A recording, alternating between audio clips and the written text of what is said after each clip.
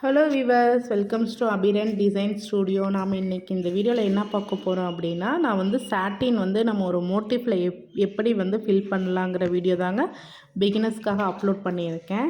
இப்போ வந்து நான் ஒரு ட்ரீயில் வந்து பார்த்திங்கன்னா அது ஃபுல்லாகவே நான் வந்து சாட்டின் போடலான்னு எடுத்திருக்கேங்க. ட்ரீயில் வந்து கிளைகள்லாம் பிரிஞ்சு போகும் இல்லைங்களா, அந்த பிரியிற இடத்துல நான் எப்படி வந்து சாட்டின் ஃபில் பண்ணுறேன் அப்படிங்கிற வீடியோஸ்லாம் இதில் நான் சொல்லியிருக்கேங்க. இப்போ வந்து பார்த்திங்கன்னா நான் ஆல்ரெடி சாட்டின் வந்து எப்படி போடணுங்கிறது பிகினர்ஸ்க்காக நான் அப்லோட் பண்ணியிருக்கேன். என்னோடய வீடியோ பார்க்காதவங்க கண்டிப்பாக போய் பாருங்கள்.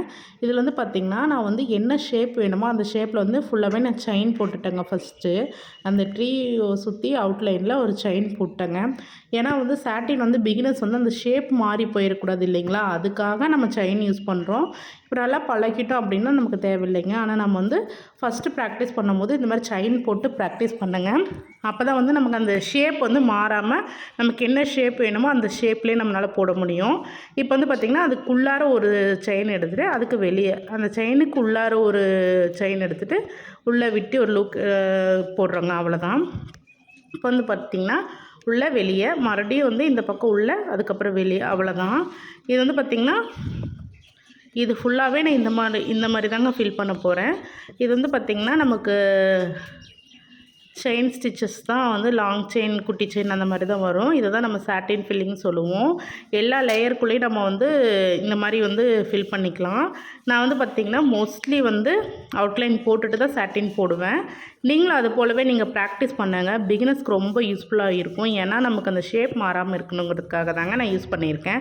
இது போல் உள்ள வெளியே, இது போல் உள்ள வெளியே, இது போல் உள்ள வெளியே நீங்கள் குத்தி எடுத்துக்கோங்க. அந்த நம்ம செயின் போட்டிருக்கோங்க இல்லையா, போட்டதுக்குள்ளார வெளியே, செயினுக்குள்ளார வெளியே, அது போல் எடுத்து ஃபுல்லாகவே நீங்கள் முடிச்சிடுங்க.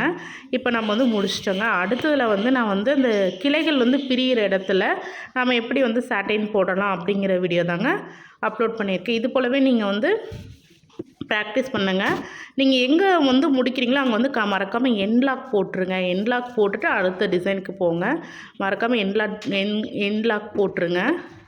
இப்போ நான் இந்த சைடு வரேங்க. இந்த சைடில் பார்த்தீங்க அப்படின்னா அந்த கிளைகள் வந்து பிரிகிற இடத்துல நான் எப்படி சாட்டின் போடுறது அப்படிங்கிறத நான் சொல்கிறேங்க. வந்து பார்த்திங்கன்னா நார்மலாகவே நம்ம போட்ட மாதிரியே நீங்கள் போடுங்க. அந்த பிரிவு வர வரைக்கும் நீங்கள் அதை போடுங்க. அதுக்கப்புறம் பார்த்திங்கன்னா நம்ம எந்த டைரெக்ஷனில் போகுதோ அதோடு நம்ம பிரிச்சுக்கலாம். இப்போ நான் வந்து அந்த கிளை பிரியுது இல்லைங்களா, அது வரைக்கும் நான் வந்து போட்டுட்டேங்க. அவ்வளோதான். இப்போ வந்து பார்த்திங்கன்னா அடுத்தது நான் அந்த ஒரே ஒரு கிளையை வந்து நான் ஃபில் பண்ண போகிறேன். அவ்வளோதான். இது போல் நீங்கள் பிரிச்சுக்கோங்க. அது எதுவும் ஆகாது. இது போல் நீங்கள் டைட்டாக நீங்கள் த்ரெட்டை மட்டும் டைட்டாக பிடிச்சிக்கோங்க.